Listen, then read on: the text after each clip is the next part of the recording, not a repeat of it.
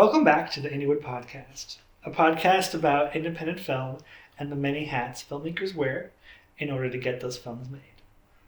This month, I have a wonderful guest with me on the pod who's an incredible actor, an incredible producer, and an incredible writer. I got the giggles, I'm sorry. And she's got an incredible giggler, Sarah Randall Hunt. Hey. We've talked a little bit about your career, about coming from, theater in New York to now being on a huge network drama, cable drama? Streamer drama? What's a network too? Yeah, I guess it's a network drama. Whatever.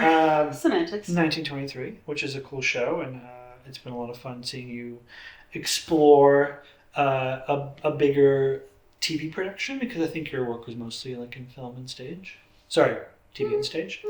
And so I'm glad we have a chance to sit down and talk, because we've talked a little bit about partnerships, and I think because we work together and we are also married, that and we've made stuff together and not like divorced. Yeah. So that's a success. We still like each other. Yeah, I still like you a lot. I still like you too. Most of the time. I'm kidding. I'm excited that we get a chance to talk, because not only are we married and creative partners, but we've had, some success in being creative partners. Mm-hmm. We're still together. We still like each other. Mm-hmm. And I think that's a success in and of itself. Mm-hmm. But also, we work together, like me as a director, me as a writer, you as an actor, you as a producer. And sometimes, like I've read the work that you've written, and you read all my scripts, thankfully, and still haven't left me. So that's nice. Look, I think you're awesome, and I also think you're super talented. Thank you. I appreciate it. I'm just fishing for compliments. Mm-hmm. But he's really good at what he does best. This is a good time to talk about notes, because no, this is really cool. Yeah. Because the more I've helped you with auditions, and the more we've kind of talked about scenes that you're auditioning for, I've become a better director.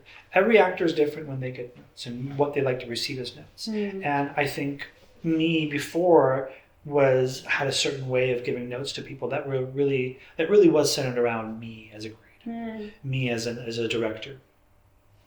And you were like, no, I don't need that. Like, just give me this, give me that. It's very simple.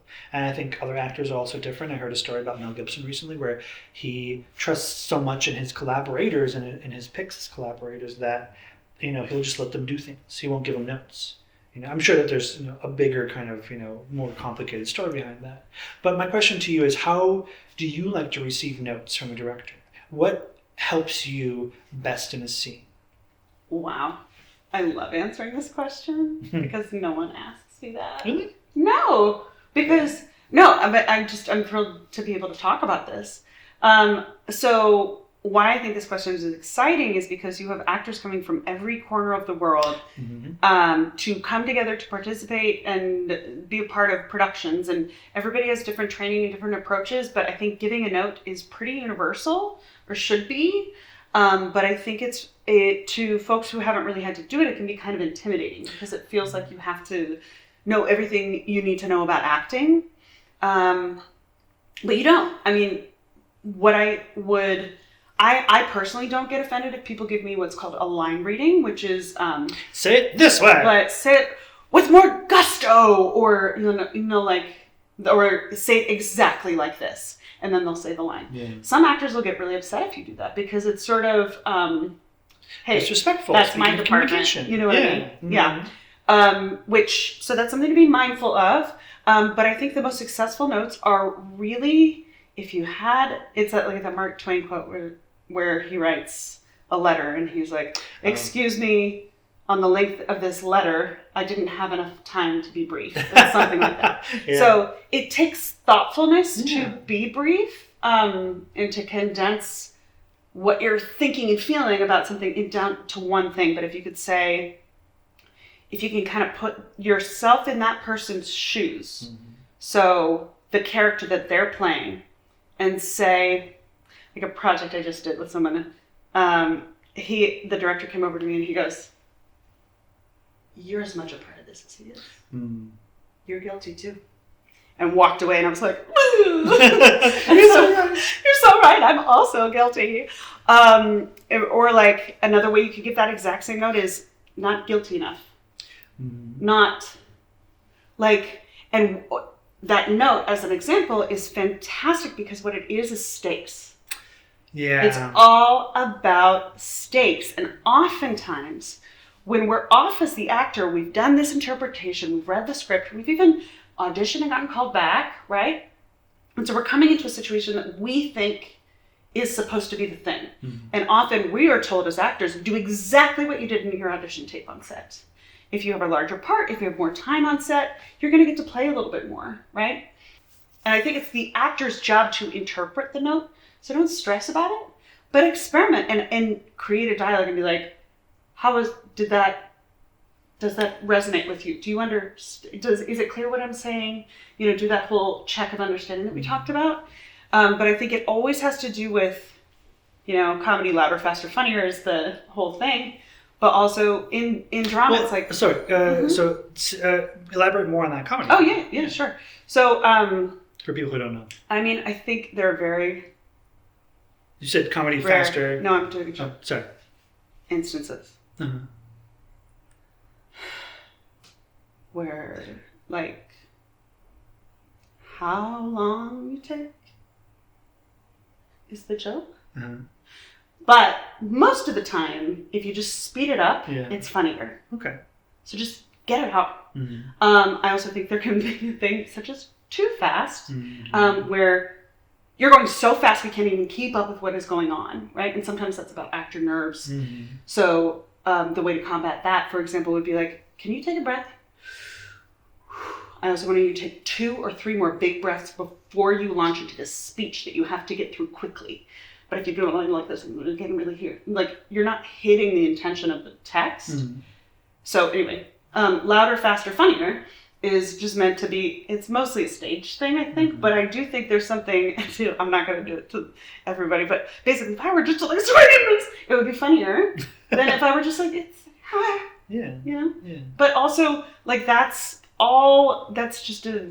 It's nuanced. It's just like an anecdote, right? Yeah. Anecdote that people say. It's not the be all end all. The fun part about comedy is surprise. That's always the thing. So if you're directing comedy, look for the surprise. Look for absolutely gigantic stakes in the stupidest of places. And sometimes this won't necessarily be in the script. It might be something that you add that is a physical gag. With regards to drama, I think it also comes down to stakes and investment. Like, how much does this mean to you that you're losing this thing or this person's walking out that door? I don't feel it enough. And that is a perfectly acceptable note to say. And part of this is all coming down to taste. And I think here's another thing. I'm a big actor. I went to musical theater school. I'm a singer. I'm a theater dork. And I've also been on my own journey on trying to play within the confines of a camera. A frame. A frame. And what I've come to understand is I literally, if I just think it, that is enough. And it shows on your face. And and a lot of times when you get theater actors, I'm just throwing out some other ideas if you want to know more about how to give notes. No, please, this is more educational for me than anybody else. Fantastic.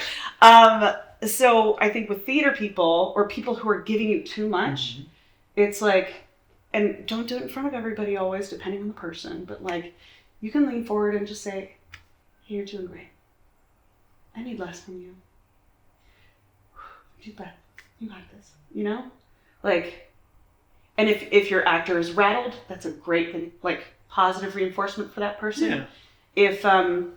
And sometimes people just need to shit one out, and then the second take is golden. Sometimes people are like, I don't want to do 87 takes, and you'll kind of get to play and understand their temperament as you work with them over a period of time on some of those more nuanced things, and then you can tighten up your working process together. But if you're with someone for a short period of time, I would definitely say get down to the kernel of what you're trying to say, which is usually about stakes.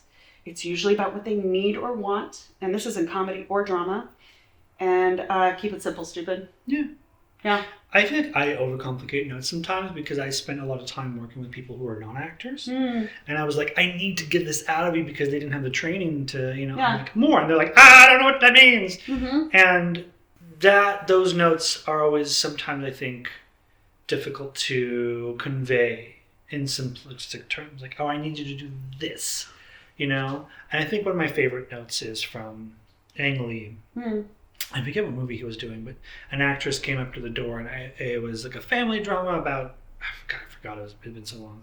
And so this mother was approaching a door to her daughter's room or son's room, or I forget which, and the blocking was she reaches out, doesn't touch the door handle, and walks away. And she goes, no, as a mother, I feel like I would open up this door. And she fought back against the director, and he just looks at her and goes, no, too much shame. And she's like, oh my God, I get it, So because good. there was this it was a whole drama. But that's the same thing as the director that I was talking about too. This is your fault. Yeah. This is your fault too, I think Take some responsibility here, Miss Character. You know what I mean? I think giving those notes that's something that comes with experience and knowing the material and as a director. And I would also just happen to say, I think it doesn't hurt to read one acting text. Yeah. To understand how actors are being taught to talk about acting. Because I think... What would you recommend for directors to read? Oh my gosh. The Intent to Live, Larry Moss, is one of my favorite books. Okay. I think anything by Stella Adler is fantastic. Even the way she talks about, there's a couple books, like there's one on Ibsen, Strindberg, and Chekhov. This is all heady stuff that, like, if you're not a theater dork, you're going to feel like, whatever. But the way she talks about actor preparation is so beautiful. And we're basically little historians. Yeah.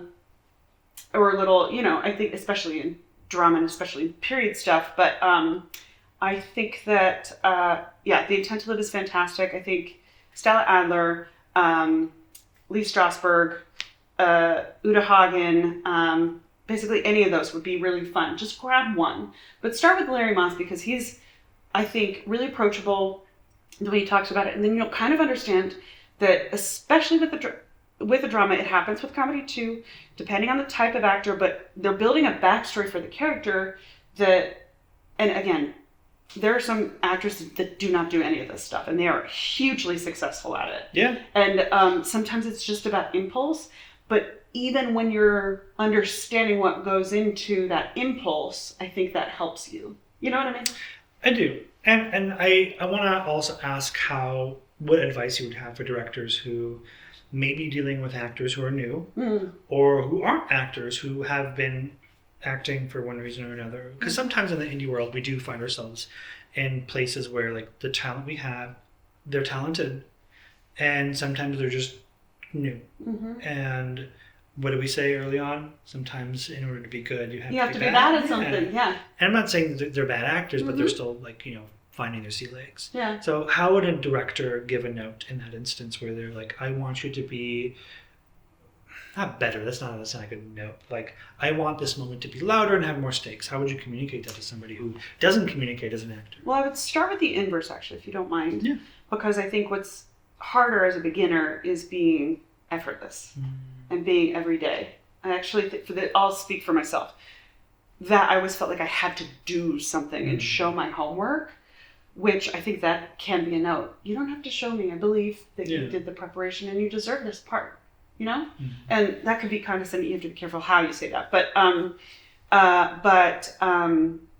would say definitely in a scenario where you're like trying to get the intimacy of a scene or something that's super simple is like, whisper it to me. Yeah, okay. I don't need, like, and just just think about it. Just see that moment and you don't have to do anything. Your face, your eyeballs are all catching that. That's all of these eyeballs are catching what I'm trying to say to you right now. And for those listening and there are watching, 3 cameras. There's 3 cameras pointing at us. Which if you watch the edit, you'll understand. But then on the inverse of that, if you're trying to goose somebody up or to get them more passionate about something, it's difficult because you're flirting with a person's psychology. So I would be very sensitive to that fact. So I wouldn't say, tell me about your mother, or tell me about, I want to know more about the relationship with your father and be that into this. Like, don't do that, right? Yeah. But you can say, I don't, like, if there are, like, in scenes for a marriage, like, if the stakes are not there for those scenes with those 2 characters, Scarjo and Adam Driver. Yeah. Like, if you're doing a scene like that where there's a fight, when you have fights in real life, it is like your body doesn't know it's not fight or flight, life or death, because this feels that important, especially the more you love and care about somebody, or the more terrified you are or something like that. So I would say a note that you could give is like, I don't know what your preparation around this was, but I need higher stakes. And if that doesn't really translate them to say, who's somebody who you really hate? Don't tell me. Yell at that person. Okay. Right? I don't want to hear what's happening inside of you, but I need you to, I want you to think right now of the person you hate the most, and I'll let them have it, and then see what happens. What do you think? I think I'm becoming a better director. I'm glad this is useful. Yeah, this is all really, because I'm someone who works with talented people, and then people that are still kind of like coming up through the the system, the world of creativity, and everybody not demands, I don't think that's the right word, and maybe not requires, but everyone I think needs a different approach to how you give notes. I think some directors really have their own way of doing it. Maybe that's where people clash sometimes. But I think that also comes down to director tone, right? And I don't mean the tone in which they said that feedback. I mean the tone that they're going for with regards to, like, David Lynch is completely different than Mel Brooks. Yeah. Do you know what I mean? And like the way Mel Brooks gives a note is going to be completely different than the way that David Lynch does. Yeah. Do you know what I mean? Yeah. And there might be some overlap, but the how, and actors, I would say that too. The way someone comes at you and gives you a note is also a clue. Like how they're talking to you. If they're trying to, like all of this is input and information.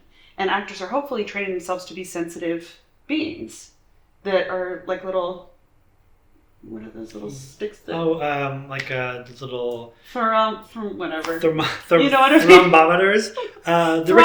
The Richter scale measuring thing. It's basically that you can catch up on the vibrations of what's going on. Yeah. Anyway, but yeah, I would just definitely say that like tone is definitely a thing as you're preparing for auditions and you're preparing to be on set, is something to be mindful of in what choices you're pursuing. But you have been chosen as the actor for the entire body of experience that you've had in your life and the colors that you're painting with, and also what you've presented up to that moment that has resonated with that director. So, I think you can kind of, if you know the body of work of somebody that you're working with, you can kind of more predict what you might be walking into. So that's a little bit of a preparation thing, but I think when you're a young director and you don't have an aura that people are looking at, that's on you to start to paint that with this person. And they're your toolbox. They're your paintbrushes. They're your watercolors, whatever. You know what I mean? Your paints. Yeah. Of any medium. That word. I think it's what you just said and what we're talking about with this conversation. No, it really goes back to preparation that we talked about, how necessary that is, how necessary it is to communicate, how necessary it is to listen, but also double check about intention and communication. I think those are all important things. And as an actor, if you don't understand the note, you could just straight up say, "I don't understand the note. I'm really sorry. I don't know what I'm supposed to do." And a good director will be like, "I got you. We're and fine." Make it about you. Be like, "I'm sorry. I'm just tired." Just be like, I don't understand. Yeah, I don't understand. I don't understand is a complete sentence. Or, correct. Or, I'm not sure if I understood what you said. Is it like this? Is this the thing, the vibe? Yeah. Oh, no. And what usually happens is when you say something like that back, they go, "Oh, no, but I like that. Go do that." And then you're playing. Because sometimes I think directors who get mad, or, actors who get mad when they're not being heard, there's a bit of not an ego, but maybe like a wound or something in that instance where like, you don't hear me, I feel like attacked. Like it's somehow my fault. And I think that's also something to kind of really try to juggle in your career, because you will meet people that when you, for example, say, I'm sorry, I don't understand that note, they'll take offense to it. Sure. Some people who you meet in the world, you're going to be oil and water with, and there's nothing you can do about it. I mean, there are things you can do to mitigate it, but some people just don't mesh as well. And artistically, I would venture to guess the things that you're interested in doing don't match with the things that that person's interested in doing. By and large. But it could just be, somebody had a rough day. Yeah. Stuff happens. And I think problems happen when things aren't dealt with. And I think if you're feeling disrespected, or if you're feeling like somebody's not hearing you, or if they're going above you or something, I mean, sometimes you just gotta swallow it and get through the project. And sometimes you gotta address it. And I would say that's conditional to how much you want to work with this person again, and how long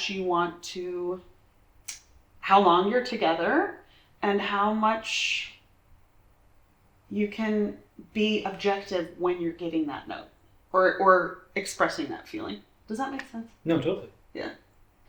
My husband's a great screenwriter. He's a director. He's also an editor and colorist, and he's also DP'd on some things. Yeah. Oh, well, see here. And produced stuff. I will say, like, I know how to work a camera.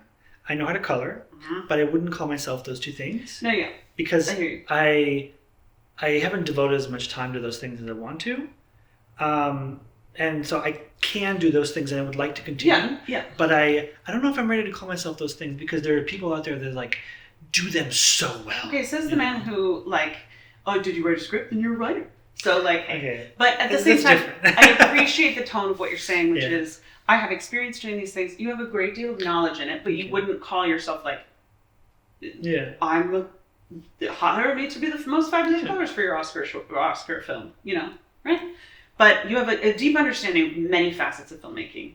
And one of the things that I think as a filmmaker and in my development, I'd be curious your thoughts about editing from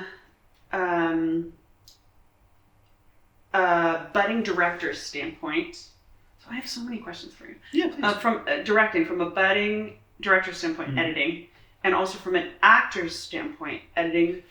What can we do to make the editor's job easier? So as an actor and a budding director. Well, I think an editor's job, at least from my perspective, has always been to kind of piece the things together that other people made. Mm-hmm. And if they did a good job, like for example, if I'm directing a short and I did a bad job as a director and I'm editing the short, and I'm like, wow, Yarrow did a bad job. and it's not like, I don't know if good and bad job is the right word for it, but like, with an editor, I need my scenes to make sense. I need them to have good coverage, and I need them to be interesting, right? So like, for example, if there's one shot where it's a single camera move and everything's in one take, I don't need to do anything as an editor. I just need to get into that scene and then get out, because that scene's doing the work on its own. And so when I say things like, oh, everybody needs to do a good job on set, it just means like, have you given the editor enough material and material well done enough to let their job be more about the creative instead of problem solving? Because sometimes I found myself in situations where I'm more problem solving, right? Continuity's off, someone's using their left hand instead of the right hand, the language is off, someone's using different words. Like, those things might be like, oh, it's fine, we'll fix it in post. But then you're causing an editor obstacles to overcome instead of allowing them time to creatively play. And so things like hitting your marks, I think it's important for an editor. And this is like really kind of baseline technical stuff, because from a performance standpoint, I mean, it's just know your lines. Know your marks, know your lines, know where your eye lines are. Know where to look, know where to stand, know what to say. That's it. And if those things are repeated, and sure, maybe the performance is altered, maybe something, but like if it's repeated from angle to angle, is what I mean. It's so much easier for the editor to cut those things together, and then they can look for nuances within the story, within the performance. They don't have to be like, oh, well, they instead of walking to the left, they walk to the right, and now like this shot's just unusable because it doesn't fit from a continuity standpoint. And granted, sometimes people don't care about that. They're like, whatever, continuity doesn't matter, and like, they're drinking a cup of tea and then they're not drinking a cup of tea, like the tea's halfway across the room, because the story makes sense. Mm-hmm. But then, like, it's still one of those things that takes you out of the story when a teacup teleports across the room. So I think that's my biggest pet peeve when I'm editing and I'm seeing footage. And this goes for the director and for the actor and for the script coordinator. Sometimes you might not have one, and that's a judgment. But like if things just don't match up, I'm then trying to problem solve. Yeah. And I'm not being creative in that moment, you know. So that's always been hard. But for performances, I think also like being an editor and seeing the stuff that I've made, it really, and I think everybody should edit their own stuff. Everybody should direct their own stuff at least once and edit their own stuff, because as an actor, for example, if you like made your own short and it's just you and you edit the short, you can then see what you're doing on set and how it cuts together in the editing room, and I think that's important. Oh my god, that first edit as an actor producer was like My first short. It's just like so hard to see the first edit of your first film. So say that one more time, because you use the microphone to bonk your so ears. Hard. Especially if you're on camera, but it is really hard to see the first edit of your first film. Yeah, because it feels bad. Yeah.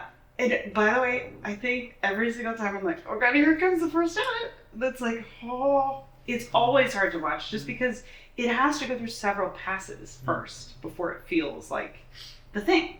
And people forget that, a movie isn't just the things you record and the line, the image you record and the line that you say.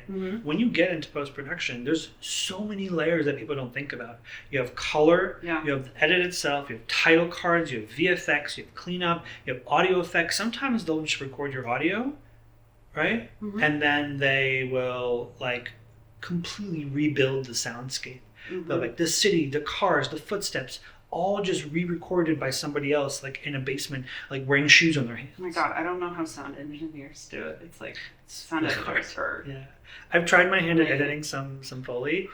It's hard.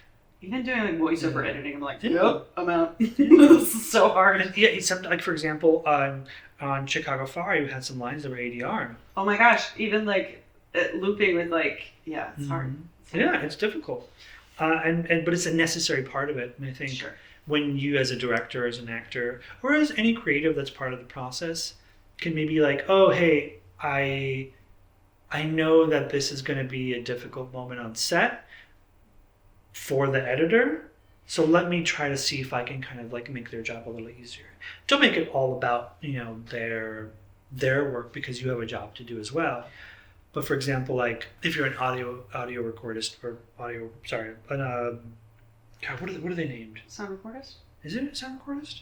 Sure. The person recording audio on set. Right.